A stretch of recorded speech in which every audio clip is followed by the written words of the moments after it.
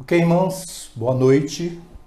Deus abençoe a sua vida. Hoje à noite nós vamos começar o nosso estudo bíblico e eu gostaria de pedir que os irmãos fiquem bem atentos.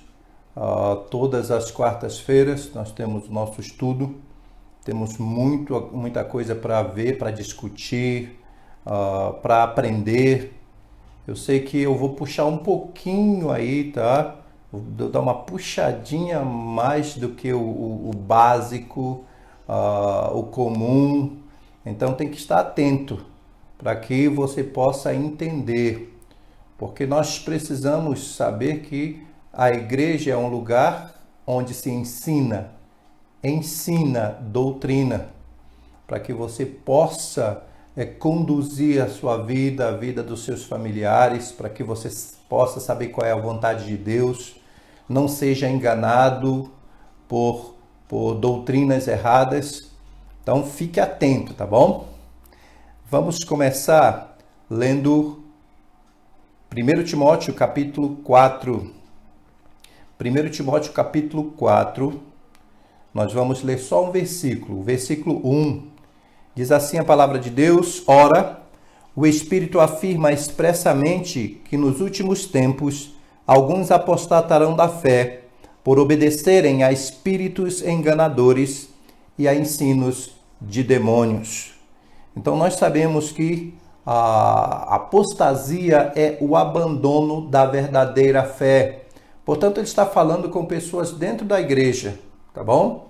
Pessoas que dizem que conhecem a Bíblia, pessoas que estão dispostas a negociar a sua fé, a negociar a doutrina. Que não seja você, que não sejamos nós, mas que possamos aprender da palavra de Deus para que possamos nos firmar cada vez mais. Vamos orar. Pai, obrigado por essa palavra que é viva, é eficaz, ela é mais cortante do que uma espada de dois gumes, capaz de penetrar o nosso coração, a nossa mente, capaz de ir lá no fundo e ver se há caminho de maldade, de iniquidade, de perversidade, e trazer à tona para que nós possamos resolver na base da palavra, resolver na base da nossa salvação, através do sangue de Cristo, que nos purifica de todo pecado. Perdoa-nos porque nós erramos, nós pecamos contra o Senhor de várias formas, pensamentos, sentimentos, atitudes erradas, ações, omissões.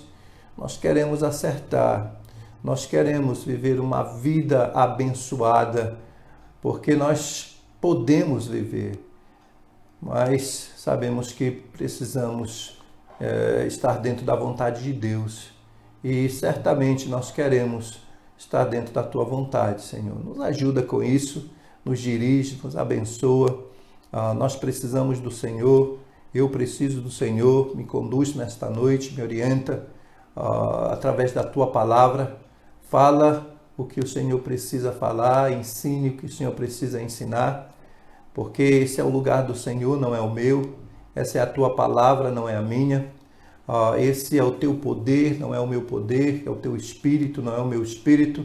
Eu entendo claramente que nada, absolutamente nada é meu, tudo é do Senhor.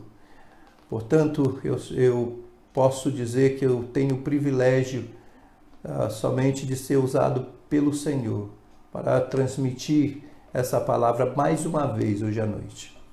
Obrigado, abençoa cada um dos irmãos que estão assistindo, aqueles que ainda estão chegando para assistir, os que vão se conectar ainda, aqueles que têm dificuldades hoje à noite, não poderão ver e possam ver depois também, mas que possamos estar juntos hoje à noite, numa só fé, num só espírito, num só coração, buscando aprender da Tua palavra. Oramos gratos em nome de Jesus. Amém, Senhor. Muito bem, irmãos, nós queremos trabalhar, e eu vou usar o livro que se intitula 10 acusações contra a igreja moderna. 10 acusações contra a igreja moderna, da editora Fiel, Paul Washer. Em inglês, saiu em 2008, essa edição é de 2011. Eu vou usar somente como base, tá? Como referência, essas 10 acusações, mas eu gostaria de desenvolver muito mais do que aquilo que ele tem aqui, para que nós possamos entender a preocupação com relação à Igreja de Deus nos dias que nós vivemos. Então nós começamos olhando o versículo 1 do capítulo 4 de 1 Timóteo, onde ele diz: ora, o Espírito afirma expressamente que nos últimos tempos alguns apostatarão da fé, por obedecerem a espíritos enganadores e a ensinos de demônios. Nós sabemos que a única coisa que vai nos livrar disso é o conhecimento da palavra de Deus. Além de conhecer a palavra de Deus, nós precisamos conhecer o Deus da palavra. Se nós conhecemos o Deus da palavra e se nós conhecemos a palavra de Deus, nós vamos estar imunes a isso. Mas nós não queremos conhecer somente intelectualmente. Nós queremos ter uma compreensão fiel, real, daquilo que nós cremos. Ok? E aí então nós vamos trabalhar muitos assuntos, alguns um pouco difíceis às vezes, mas não saia daí. Tente pegar um caderno, tente pegar uma folha, fazer anotações, tá bom? Para que depois, se tiver alguma pergunta, se precisar de algum esclarecimento, nós podemos conversar. O segundo versículo ou versículos que nós vamos ver está lá em 2 Timóteo agora, capítulo 3. 2 Timóteo, capítulo 3, começando com versículo 14. 2 Timóteo 3 e 14, ele diz o seguinte: tu, porém, permanece naquilo que aprendeste e de que foste inteirado, sabendo de quem o aprendeste, e que desde a infância sabe as sagradas letras que podem tornar-te sábio para a salvação pela fé em Cristo Jesus. Toda a Escritura é inspirada por Deus e útil para o ensino, para a repreensão, para a correção, para a educação na justiça, a fim de que o homem de Deus seja perfeito e perfeitamente habilitado para toda boa obra.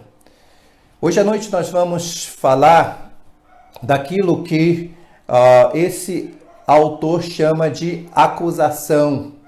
Mas devemos pensar na palavra acusar, né? No sentido comum da palavra, tá bom? Acusar seria atribuir uma falta, também atribuir uma culpa e até um pouco mais pesado do que isso, atribuir um crime. Mas na realidade nós sabemos que as igrejas hoje estão em falta. Nós estamos falando da prática de igrejas locais. Nós temos nossas igrejas locais espalhadas pelo Brasil e pelo mundo, e nós nos preocupamos com o que está acontecendo, com o que está invadindo as nossas igrejas. Nós temos autonomia como igreja local, a nossa doutrina distintiva, né? Nos esclarece muito bem sobre isso, mas nós gostaríamos então de ir nesse caminho, tá bom? Quais são as faltas? Qual é a nossa culpa com relação a esses temas que nós vamos abordar? Nós vamos abordar um tema por estudo, tá bom? Um tema por estudo. E nós gostaríamos de começar com o primeiro tema, que é uma negação clara da suficiência das Escrituras. Esse tema relacionado à suficiência das Escrituras é extremamente importante para o fortalecimento das nossas igrejas. Muitos líderes, pastores, já negociaram isso. Estão mudando de ideia, estão mudando de pensamento. Eu não sei se é porque não tem uma convicção, ou se, apesar da sua convicção, eles acham que o negócio, né, a negociação, a parte disso tem sido mais lucrativa. Mas nós podemos falar de nós queremos falar da nossa igreja. Nós temos instrução clara da palavra de Deus sobre o que ele fez por meio de Cristo. Nós sabemos o que Deus fez por meio de Jesus Cristo. E como Deus espera que nós vivamos, nós sabemos que a Bíblia é clara com relação a isso, né? Como ele espera que nós vivamos e como ele espera que nós organizemos a nossa vida e como ele espera que nós organizemos a nossa igreja. Você vai dizer, pastor, olha, o senhor ensina isso sempre. Eu continuo insistindo porque nós podemos perder essa linha. Nós podemos perder essa ideia. E eu não quero que a igreja se perca, que você individualmente se perca. Então isso precisa estar muito claro na sua mente. A Bíblia é suficiente. Mas qual é o problema? O problema, então, é essa negação prática da suficiência das Escrituras. Princípios bíblicos estão sendo violados, por mais que nós saibamos que Deus é específico na sua vontade. Deus é específico na sua vontade. Então, quando nós abrimos a palavra de Deus, nós sabemos que nós podemos encontrar ali todas as respostas. Nós sabemos também que nós não podemos fazer do nosso jeito, da nossa maneira. Desde o início das Escrituras nós vemos isso, né? Deus é específico na sua vontade. Lá com Caim e Abel, se lembra lá em Gênesis capítulo 4, versículo 7, quando eles trazem as suas ofertas diante de Deus, ele diz que Deus se agradou de Abel e de sua oferta, porém de Caim e de sua oferta ele não se agradou.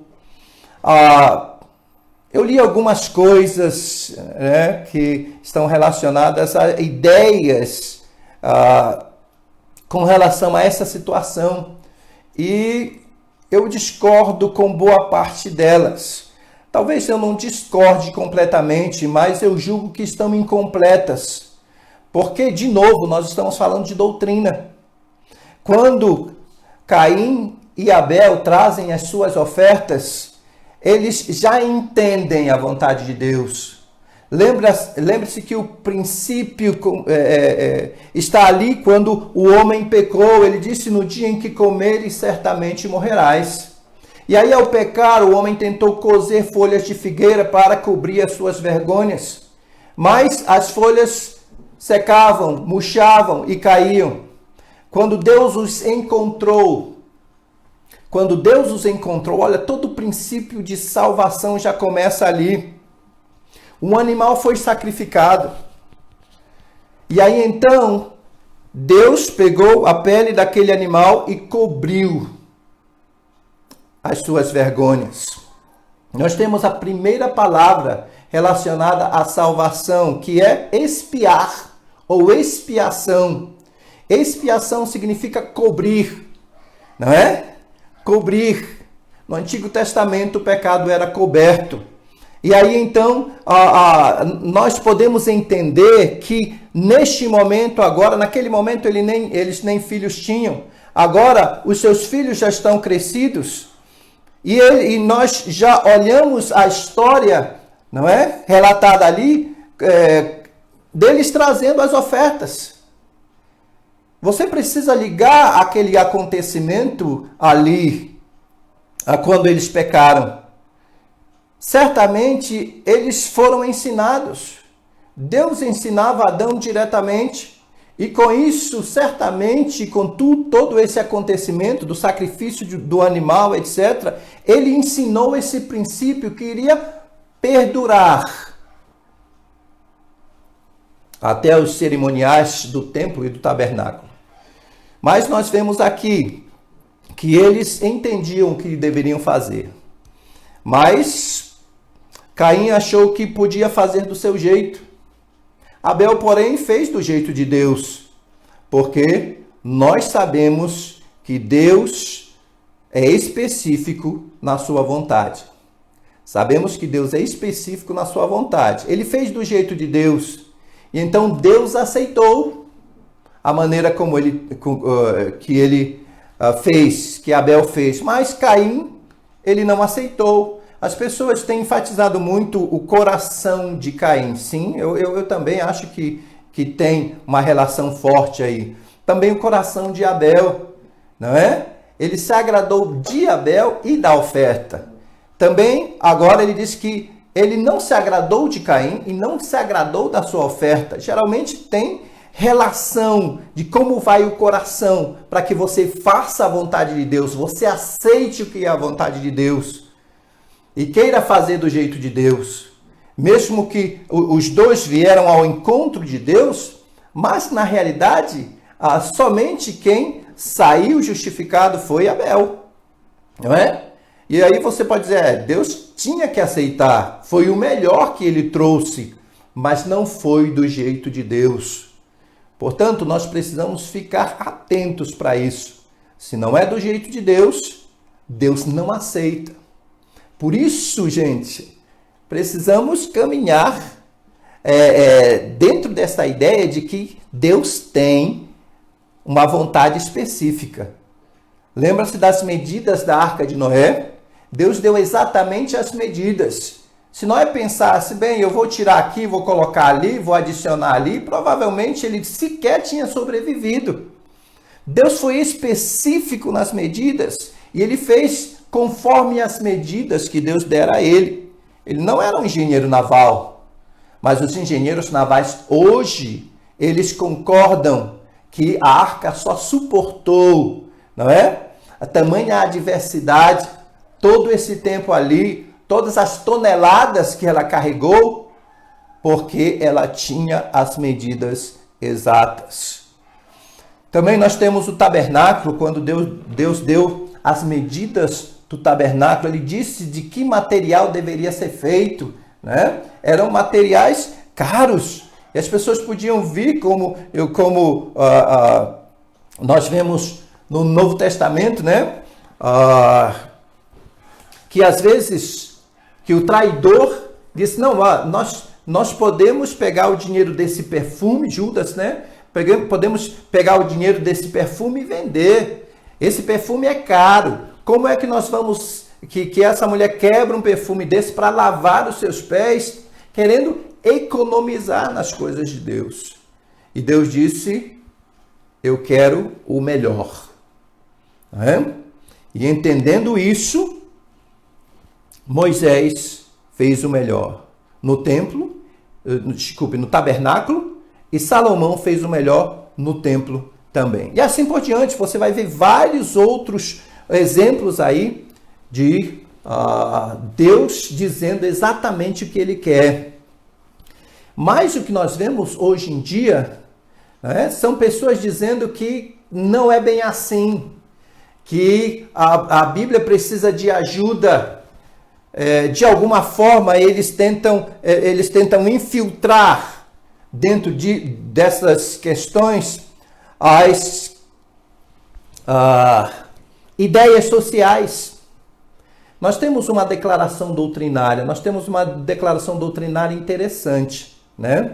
E ela vai nos dar algumas afirmativas, e é claro, eu peguei a afirmativa que está relacionada aí às Escrituras e à suficiência das Escrituras. Nossa declaração doutrinária diz o seguinte: cremos que as Escrituras do Velho e do Novo Testamento, como originalmente foram escritas, foram plenária e verbalmente inspiradas por Deus, e por isso, sem erros. Cremos que a Bíblia é a suprema revelação de Deus para os homens e a aceitamos como a única regra de fé e prática para a vida. Você diz, pastor, olha, será que eu preciso saber disso? Claro, você precisa saber disso. A Bíblia é a nossa única regra de fé e prática. Você já ouviu muito sobre isso. Agora você vai ouvir por que nós fazemos essa declaração, não é? Porque nós cremos numa escritura, numa palavra inerrante, uma palavra que foi completa e totalmente inspirada por Deus, plenária e verbalmente. Aí você diz assim, eu nem sei o que é plenário, pastor. Eu nem sei o que é verbal. Ou você diz, eu sei, mas talvez não saiba aplicar. Talvez você, não, eu já estudei sobre isso e eu entendo essas coisas.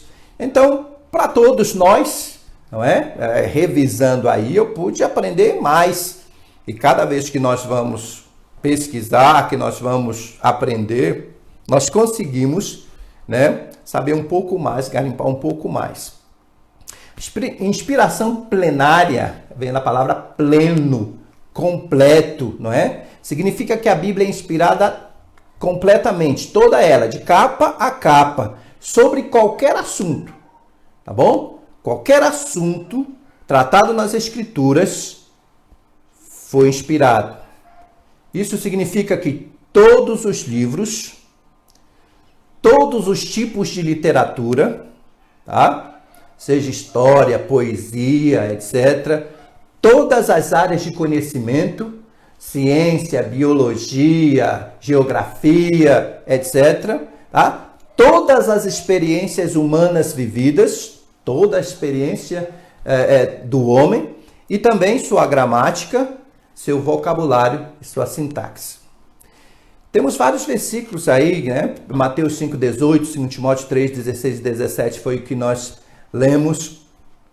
E tem uma lista de versículos com relação à nossa declaração doutrinária também. Atos 1 e 16, 2 Timóteo 3, 16 e 17, Hebreus 10, 5 a 17, 2 Pedro 1, 19 a 21. Não? São versículos que nós poderemos consultar, mas eu não estou... Eu não vou conseguir fazer todos esses detalhes, dar todos esses detalhes, tá bom? Nós queremos ir adiante para compreender qual é o desafio hoje à noite. Tá? Então, inspiração plenária é isso, plena, completa. A Bíblia foi inspirada de capa a capa. Cada assunto, cada livro, cada tipo de literatura, cada área de conhecimento, tá bom? Cada experiência humana contida ali, a gramática, vocabulário, etc. Isso é inspiração plenária. Tá vendo? Tudo, não só parte. A inspiração verbal, isso é da nossa declaração doutrinária. A inspiração verbal significa que a Bíblia é inspirada palavra por palavra, tá bom? Verbo, logos, palavra.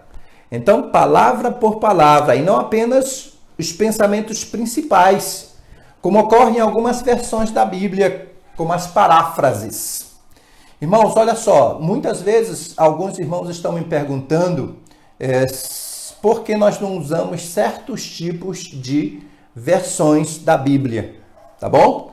E aqui não é para nós discutirmos sobre versões, tá bom?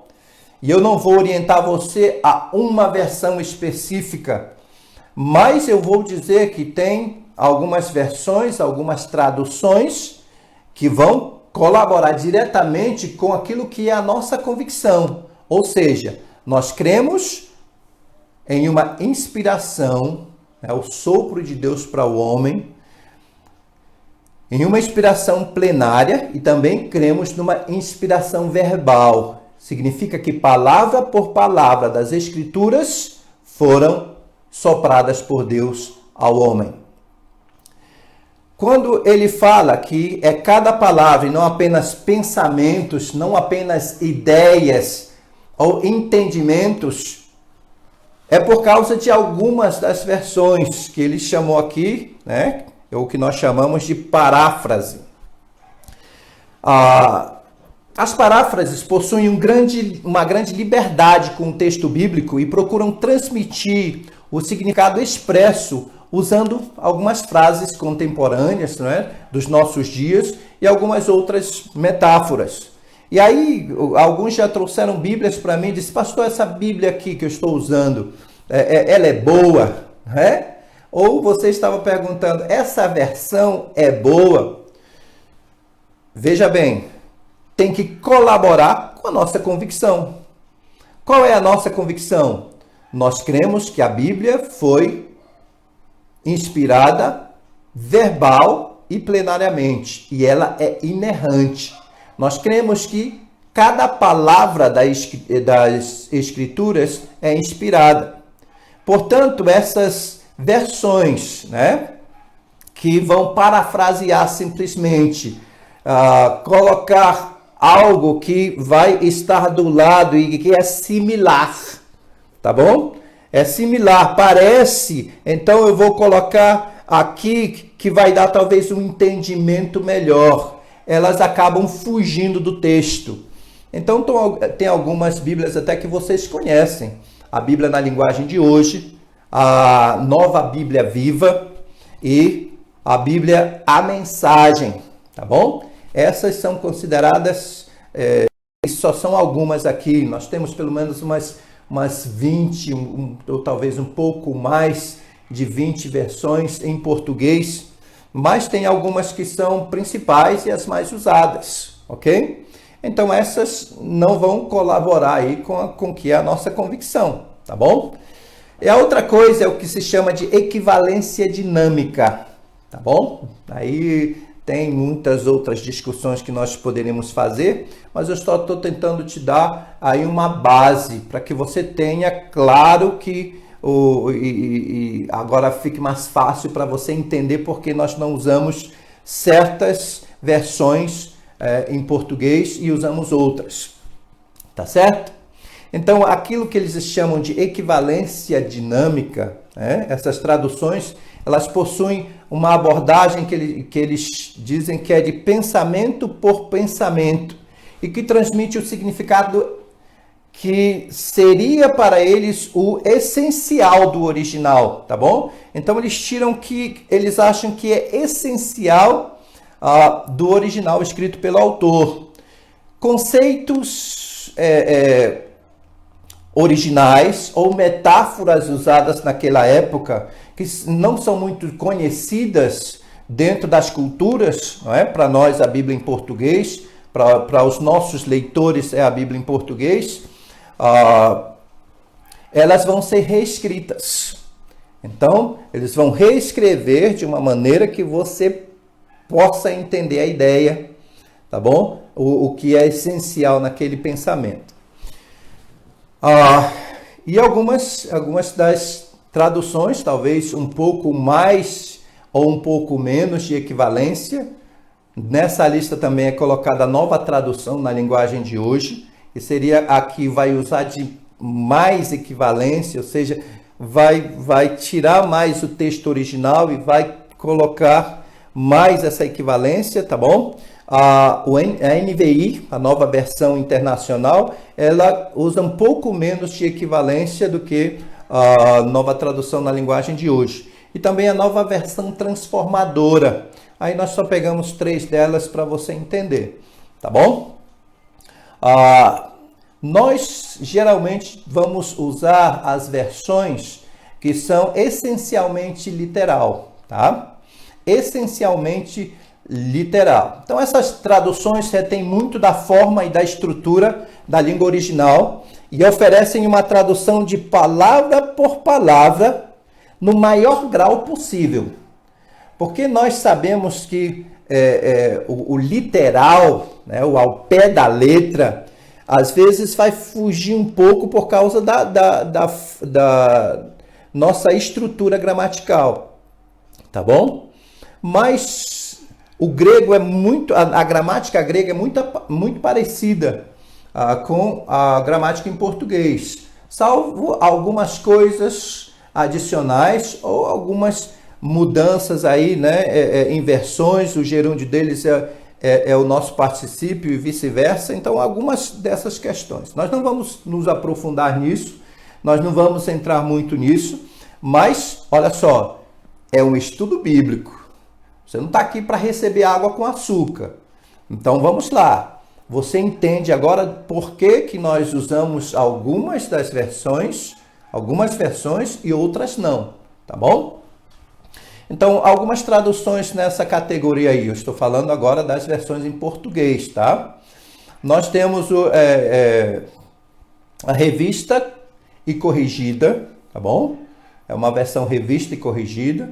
A nossa, que nós usamos na nossa igreja. E E às vezes até nós somos criticados. Olha, já usamos essa que está mais distante dessas outras e ainda somos criticados às vezes, né? Que é a Revista e Atualizada. Nós usamos também a Corrigida Fiel e a Almeida Revista. São as que estão mais próximas aí, são bem mais aproximadas com relação a uma tradução palavra por palavra. Agora você sabe por que nós usamos essas. No geral, às vezes eu falo com os alunos ou com os membros da igreja, né? No geral é atualizado, a revista é atualizada, ou a Corrigida Fiel. Mas também a revista e corrigida tem alguns que tem, essas nós não temos nenhum problema. E essas colaboram, tá, com a nossa convicção relacionada à inspiração das Escrituras. Cada palavra foi inspirada, tá bom? E cada assunto, cada ideia, cada livro e assim por diante, tá bom? Vamos para frente então. Entendendo isso, nós vamos entender que a inspiração torna a Bíblia infalível e inerrante, tá bom? A Bíblia é infalível e inerrante. O que significa isso? Na realidade, quando nós fazemos uma declaração como essa, né, de que a Bíblia ela foi inspirada por Deus, completa e totalmente, nós já estamos ali afirmando de que se é a palavra de Deus, se é a completa e total palavra de Deus, Deus não é homem para mentir. Deus não é um homem para errar. Então, nós já vamos pressupor que a palavra de Deus não pode falhar, que ela é inerrante. Ou seja, ela não contém nenhum erro, sendo incapaz de errar ou falhar nas suas declarações, na sua doutrina, nas suas promessas. Portanto, olha só, nós temos uma palavra confiável. Às vezes as pessoas estão, conforme Paulo disse, não é? Se rodeando de mestres segundo as suas próprias cobiças. Não interessa o que eles falam. Não interessa a maneira como eles falam.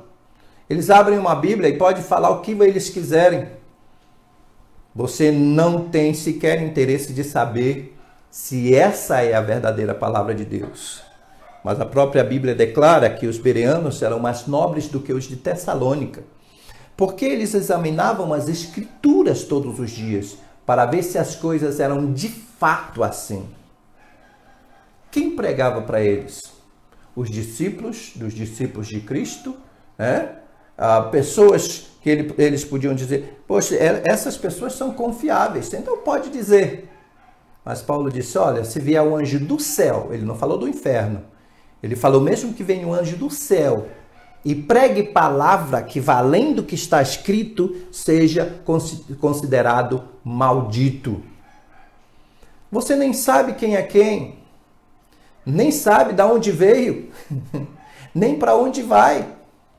O indivíduo se diz pastor, ele se faz pastor, ele se declara pastor, se declara líder espiritual, você não sabe de onde ele veio, para onde ele vai, que tipo de formação ele tem, se ele conhece a Bíblia, se ele não conhece. Lembra-se? No início, eu podia falar, no início da nossa igreja, né, eu podia falar algumas heresias, e eu sabia que era uma heresia, e perguntava para o povo, e aí, amém? Aí eles, amém, né? Ou seja, é verdade. Eu dizia, amém, nada. Eu falei uma coisa completamente errada, completamente contrária. Tá vendo como é fácil enganar vocês? Qualquer pessoa pode vir aqui, ele tem o diploma do Seminário Batista Regular do Sul, é um seminário fundamentalista, etc. Tem o diploma do Seminário dos Estados Unidos, ou seja, da onde for. O meu diploma não diz quem eu sou, mas a palavra de Deus diz quem ele é. Tá bom? Examinai as Escrituras, porque são elas que testificam de mim. Foi assim que ele falou. Não sou eu que testifico da minha mente sobre Deus, sobre Cristo ou sobre o Espírito Santo. É a própria palavra que testifica de Deus. É a própria palavra que testifica de Cristo, porque a Bíblia é Cristo, a palavra escrita, nós sabemos disso. Isso é muito importante, tá bom? Nós podemos confiar na Bíblia. Mas aí fica a pergunta, tá vendo? Nada disso tem aqui no livro. Mas daqui para frente nós vamos usar mais a ideia que tem ali. Vamos lá? Nós temos aqui então, irmãos, a pergunta que não quer calar. Se a Bíblia é suficiente, ou nós entendemos que ela é suficiente, a pergunta é a seguinte: a Bíblia é suficiente ou temos de introduzir toda a suposta ciência social e estudo cultural para sabermos como conduzir uma igreja? Ela é suficiente? Se você diz que sim, ela é suficiente, então a resposta é não. Nós não temos de introduzir qualquer outra coisa, seja ciência social, seja psicologia, não é? Ou outra coisa qualquer. Mas o que tem acontecido é diferente, né? As ciências sociais, a psicologia e tantas outras guias têm entrado aí na formatação dos currículos de seminários, de igrejas, de pastores, né, nos seus estudos. As aplicações de coisas que têm dado certo em outras igrejas, como conseguir encher a sua igreja usando metodologias e assim por diante. E as pessoas estão achando que ou sim está dando certo, ou não está dando muito certo, mas nós precisamos ir atrás de outros métodos, outras metodologias para implementar isso e tentar ajudar as pessoas, tentar ajudar as famílias e tentar ajudar as igrejas. A resposta é não. Nós não podemos e não devemos ir atrás de absolutamente nada, já que a palavra de Deus é suficiente. Então, a discussão nesse primeiro ponto está entre a suficiência das Escrituras versus as ciências sociais, tá bom? A psicologia social, a antropologia, a ciência política e a sociologia. Eu sei que é muita guia aí, tá? E aqueles que entendem um pouco mais sobre ciências sociais vão verificar que nos nossos dias você vai listar só a antropologia, a ciência política e a sociologia. No século, agora recentemente, né, no século passado, no século XX, nós tivemos a dita psicologia social, que foi criada para poder abraçar as ciências sociais, ou se aproximar das ciências sociais e aí então ajudar para que nesse entendimento do homem, etc. Nós vamos mais adiante, tá? Porque no século XIX, além da antropologia, da ciência política, da sociologia, entrava a história e outras disciplinas também. Mas nós estamos falando de todo um aparato extra-bíblico, tá certo? E na parte prática, eu sei que você vai dizer, pastor, eu não estou entendendo muito porque o senhor falou psicologia, antropologia e sociologia, etc. Eu vou definir isso aqui depois, tá bom? Mas eu queria só que você entendesse algumas coisas práticas. Algumas pessoas perguntam para mim, pastor, eu queria levar o meu filho no psicólogo, né? E aí eu já ouvi várias perguntas assim, será que eu levo ou é o pastor que tem que estar habilitado? É o pastor que tem que estar preparado? É o pastor que tem que estar pronto para confrontar essas pessoas psicologicamente? Psique é alma. E quem trata da alma humana é Deus. O estudo da alma mais elaborado e mais completo está nas Escrituras.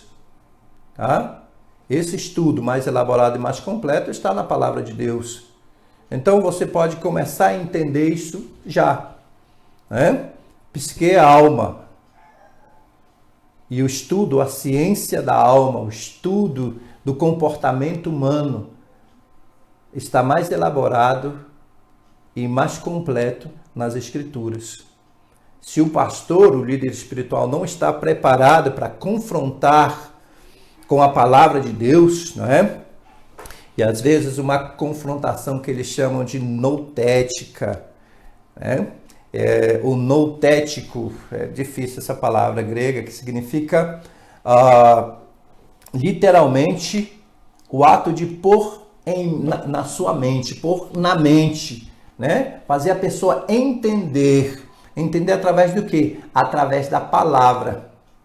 Nous significa mente e titemi significa pôr, colocar, imprimir, colocar na mente a palavra de Deus para que você possa ser ajudado.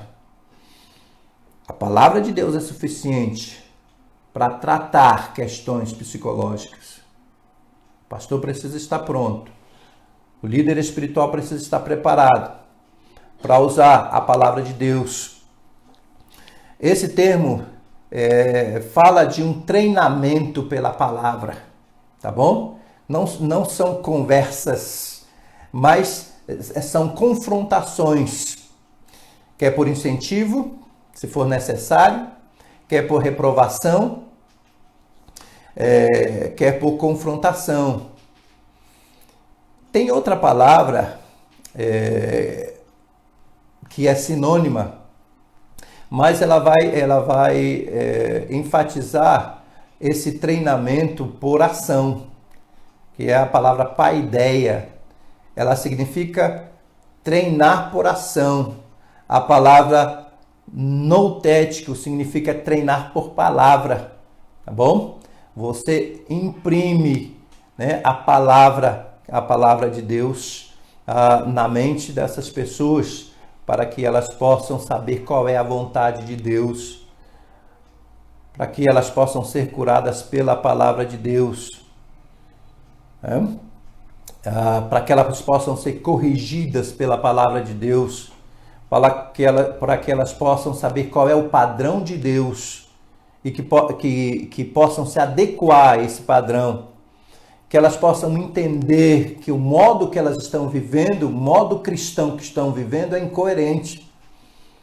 A relação das igrejas, ou da teologia, de certas práticas teológicas hoje, com todo esse aparato que nós falamos extra-bíblico, tem trazido confusão na mente das pessoas. E elas começam a fugir da palavra de Deus e tentar achar resultados, ou ter resultados às suas dúvidas, aos seus anseios, às suas dificuldades espirituais, não é? Através de outros meios que não seja a palavra de Deus. Então nós entendemos bem isso, né? Que a palavra de Deus é suficiente também nessa área. Mas, infelizmente, as ciências sociais têm tomado a precedência sobre a palavra de Deus. Agora, essas são declarações que ele vai usar aqui neste livro, né? As ciências sociais têm tomado a precedência sobre a palavra de Deus. Ou seja, nós podemos abrir a palavra e você diz, sim, o homem comum, ele pode resolver questões mais simples com a palavra de Deus. Mas quando essas questões se tornam mais complexas, quando essas questões se tornam mais complicadas, nós devemos recorrer aos peritos sociais, não é? as pessoas lá fora. Nós devemos recorrer à psicologia, né? À antropologia, à sociologia, e seja lá quem mais for. A psicologia é o estudo do comportamento humano.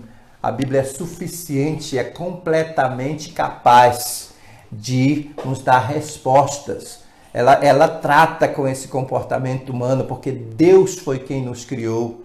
Ele nos entreteceu, ele conhece cada coisa no nosso coração, na nossa vida, na nossa alma, e ele pode, então, nos ajudar. A antropologia, olha só, é a ciência do homem no sentido mais lato, que engloba origem, evolução, desenvolvimento físico, material, cultural, psicológico, etc. Né? Características raciais, costumes, crenças, e aí vai. E aí você tenta explicar situações na vida do ser humano a partir da antropologia. Né? Mas de verdade, a Bíblia, ela também é completa, ela é eficaz com relação a esses tratamentos. Mas só que esse tratamento não é a partir da cultura estabelecida por um homem completamente contaminado, intelecto, emoções e vontade, corpo, alma e espírito.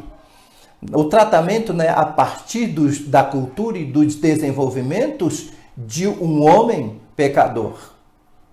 Mas o tratamento é a partir da provisão de Deus para esse homem pecador, esse homem que caiu. Não foi assim? Ele tentou da sua forma. Depois que ele pecou, depois que ele caiu, depois que ele foi contaminado completamente, ele tentou fazer do seu jeito, mas não deu certo. E Deus veio então e aí supriu toda a necessidade do homem naquele momento. E ensinou a ele como ele, daqui por diante, poderia suprir essas necessidades, porque ele iria precisar. Ele estaria num corpo de pecado, ele teria uma mente contaminada pelo pecado, ele teria um espírito morto, ele estaria num ambiente de pecado, ele se relacionaria com pessoas pecadoras, então ele precisava sim, não tentar fazer do seu jeito, mas ele precisaria sim, e precisa sim hoje, ainda fazer do jeito de Deus. Do jeito de Deus dá certo. Mas logo depois, né, os dois filhos seguem. Um faz do jeito de Deus, o outro faz do seu jeito. Deus se agrada de um e aborrece o outro. Para onde vai dar este caminho? O caminho daquele que fez do seu jeito. Deu em caminho de morte. Né? Então, nós sabemos que o que Deus quer. Mas nós temos ainda a sociologia, que é o estudo científico da organização e do funcionamento das sociedades humanas e das leis fundamentais que regem as relações sociais, as instituições, etc. Olha só, os relacionamentos humanos, as leis fundamentais da sociologia, quais são, não é? Se as famílias fossem estruturadas, o país seria mais fácil de governar. Disse um dos nossos presidentes, sociólogo, né? E esse é o princípio bíblico. A Bíblia trabalha com famílias. A família estruturada, uma igreja mais forte, uma sociedade mais forte. Uma família desestruturada, né? Uma igreja mais fraca, uma sociedade mais fraca. E o diabo está trabalhando aonde? Ele está querendo destruir o quê? Ele está querendo destruir a família. Esse é o trabalho dele. É isso que ele quer fazer hoje. Mas a palavra de Deus nos ajuda a seguir os passos, seguir as orientações, seguir a doutrina bíblica, não é? Os princípios bíblicos hoje estão sendo zombados, estão sendo desprezados, estão sendo rechaçados. Pessoas estão dizendo que isso é coisa antiga. A família está sendo violentada, violada, os princípios familiares, e a sociedade está cada vez pior. Mas a Bíblia ainda, em todos os seus princípios, ela vai juntar as famílias e trazer saúde espiritual para elas. Então, de novo, é a palavra de Deus que vai fazer isso. Não, quando as coisas ficarem realmente complicadas, nós não devemos recorrer a peritos sociais. Quando as coisas realmente ficarem complicadas, nós devemos recorrer à palavra de Deus. Tá bom? Verifique. Se o seu pastor está terceirizando isso, desconfie. Tem alguma coisa errada. Ele precisa saber que ele é o responsável. Por isso eu estou aqui com vocês ensinando. A gente podia cantar um monte, o pessoal falar dos seus testemunhos, a gente podia colocar emoção na coisa, mas nós queremos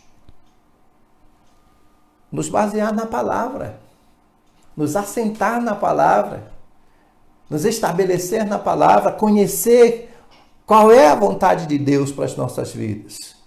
É entender porque nós estamos passando por uma situação como essa, mas aprender à luz da Bíblia.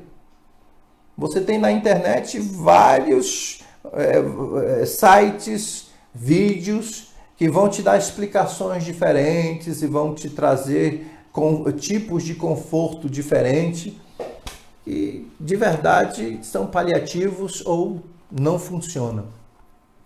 Mas quando nós estamos arraigados na palavra, nós vamos conseguir compreender a vontade de Deus para nossas vidas em meio a esse ambiente de dificuldades, de hostilidades. Portanto, irmãos, todas as atividades das nossas igrejas devem ser baseadas na palavra de Deus. Todas as atividades da nossa igreja devem ser baseadas na palavra de Deus. Tá bom? Evangelismo, discipulado, missões, a escola dominical, os nossos cultos, nossos aconselhamentos, tudo deve estar baseado na palavra de Deus. Quando nós falamos baseado, não é somente, temos uma referência, mas vamos correr para outros lugares. Não. Baseado é arraigado. É entendendo que nós temos tudo. Se a palavra de Deus é suficiente, então nós sabemos que ela pode nos ajudar em tudo aquilo que nós precisamos. Tá bom? Essa é a nossa declaração de fé.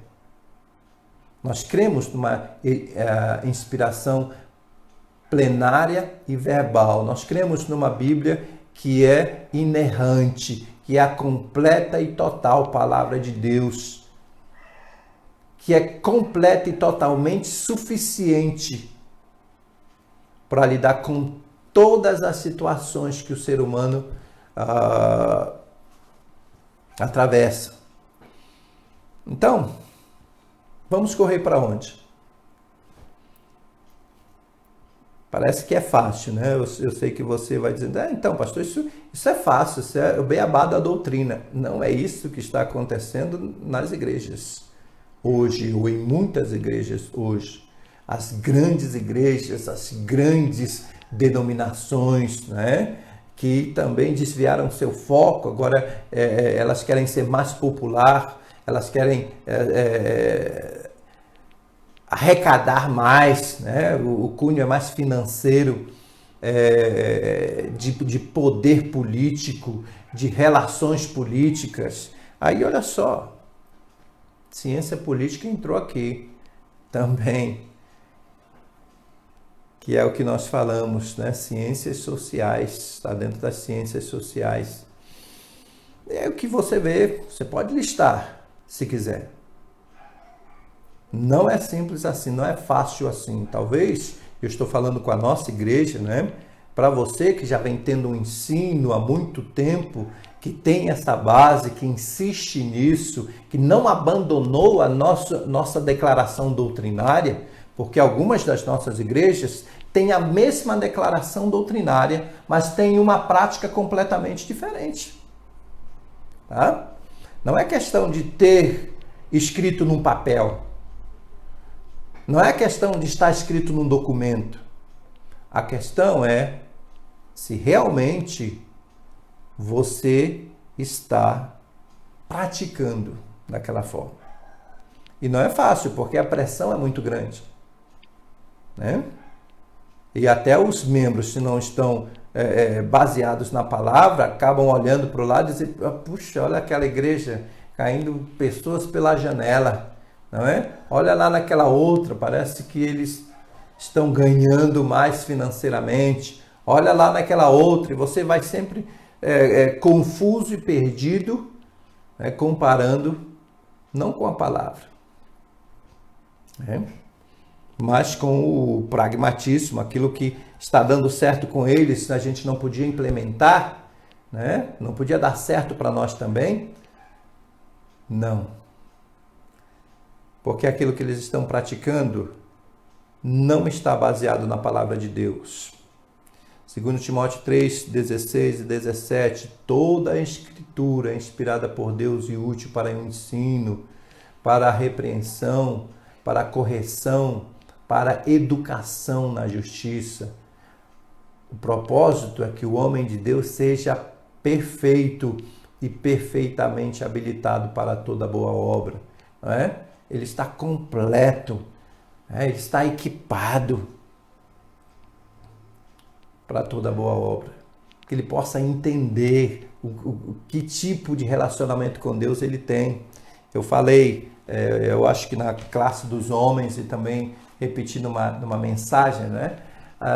Eu sei que às vezes é ingenuidade da pessoa, mas quando você chega, ou pode ser falsa modéstia também, né? Quando você chega com a pessoa e pergunta, tudo bem, como vai o seu relacionamento com Deus? E ela vai dizer assim, pastor, não está 100%, né? Mas eu vou indo. Mas eu acho que não tem ninguém que está 100% com Deus, pastor. Então eu já vou me desculpando a minha condição. E na Bíblia não tem nenhum lugar que trata o seu relacionamento com Deus por porcentagem, né? A pergunta sempre foi essa, o que é estar 100% com Deus ou 90%? 90% é o quê? Né? 60%, 50%, 40%, 30%, 10%. Nenhum lugar nas Escrituras trata o nosso relacionamento com Deus dessa forma. Se você está em pecado, você está fora da vontade de Deus e pronto. Não tem dessa. O quanto é que eu estou fora da vontade de Deus? Não, você está fora da vontade de Deus. Você está em pecado. É como você dizer, tal pessoa foi contaminada pelo coronavírus. Quantos por cento ela está contaminada? Ela está contaminada. Agora, o que vem a partir daí, quais seus desenvolvimentos e suas consequências, é outra coisa. É igual com relação ao pecado, né? Está fora da vontade de Deus, está em pecado. Quais os desenvolvimentos a partir daí? Quais as consequências disso? Você não pode estar 100% com Deus? Essa não é doutrina bíblica. Se confessarmos os nossos pecados, Ele é fiel e justo para nos perdoar e nos purificar de toda injustiça. Quando eu sou purificado de toda injustiça, isso é 100%. Eu posso sim, devo estar perdoado. Ele diz, arrependei-vos. Então eu preciso me arrepender, claro, dos meus pecados, para que os meus pecados sejam anulados. Eles vão ser retirados, eles vão ser limpos. Então, todos os dias, a nossa luta deve ser essa, né?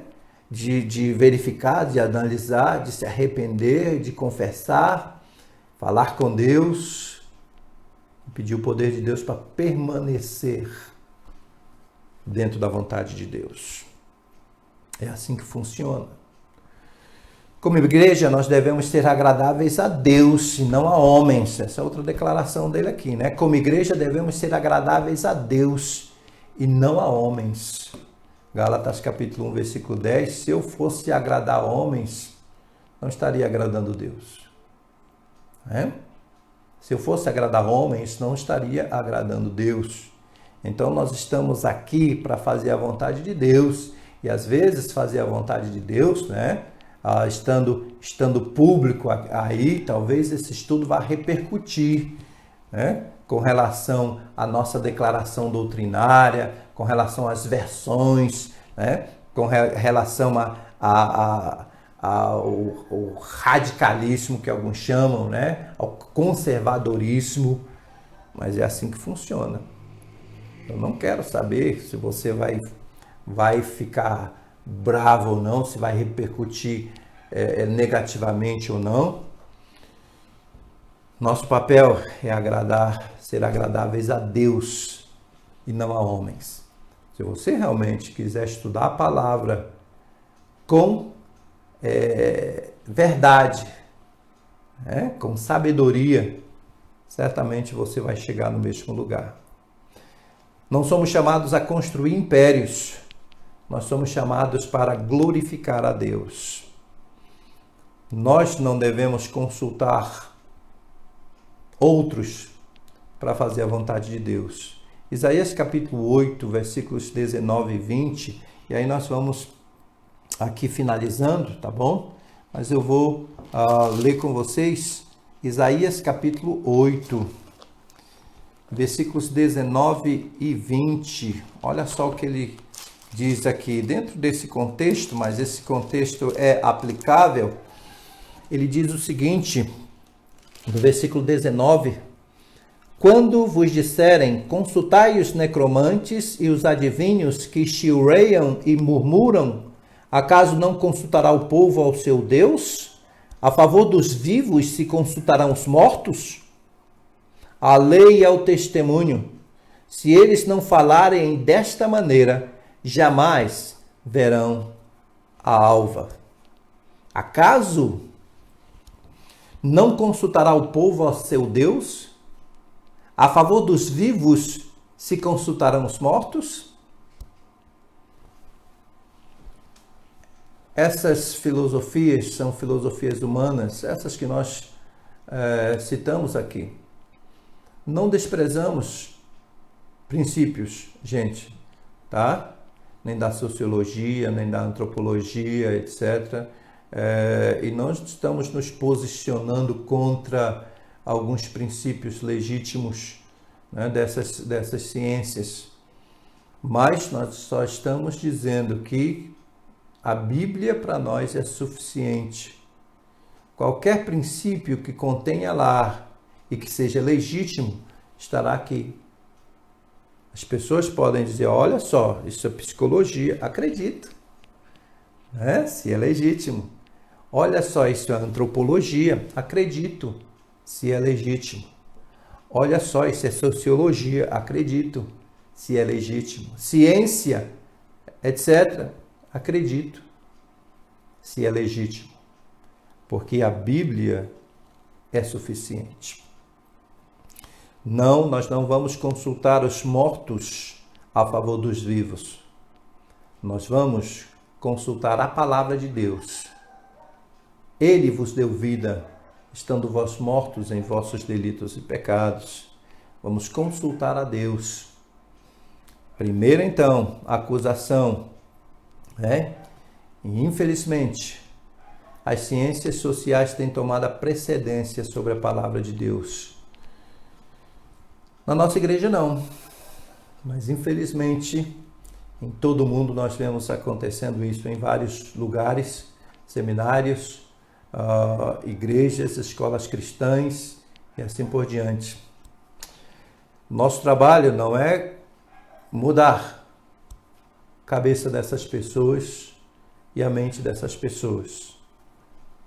O nosso trabalho é ficar firme na palavra de Deus e fazer parte da igreja remanescente fiel, que certamente Ele tem guardado para o dia do arrebatamento.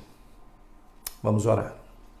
Pai, obrigado pela Tua palavra que é viva e eficaz. Obrigado por tudo que o Senhor nos permitiu fazer hoje. Obrigado por esse estudo que possa ter ajudado os irmãos, possa ter ajudado as pessoas a entender um pouco mais sobre a palavra de Deus. Às vezes, sentar para estudar, para alguns é mais difícil, porque já coloca na mente ali que concentrar-se e aprender é difícil. Mas convence essas pessoas de que são inteligentes, que são pessoas que podem e que devem conhecer a sua Bíblia, saber das suas convicções, porque crê assim, porque está numa igreja que crê assim, porque tem pastores que creem assim, que o Senhor possa ajudá-los e nos ajudar a ajudá-los, que possamos esclarecer para eles aquilo que eles precisam e que a nossa fé possa ser fortalecida.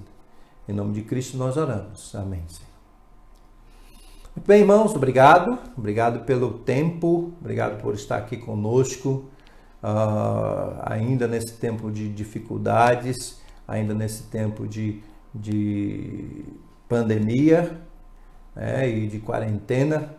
Nós conseguimos aí ver nossa fé fortalecida, a tecnologia tem nos ajudado, os irmãos têm passado hinos, têm passado mensagens da palavra de Deus, têm ouvido a BBN, têm ouvido as mensagens aqui, muitos outros pastores estão fazendo lives e em outro tempo vocês têm conseguido ir ali e também aprender, ouvir, aprender e têm conhecido, né, outros ministérios, também pessoas que estão longe, têm falado conosco sobre a bênção, amigos, parentes, pessoas às vezes que até nós não conhecemos, pessoas que estão fora da igreja, estão um pouco distantes, também têm entrado, são bem-vindos todos, tá bom?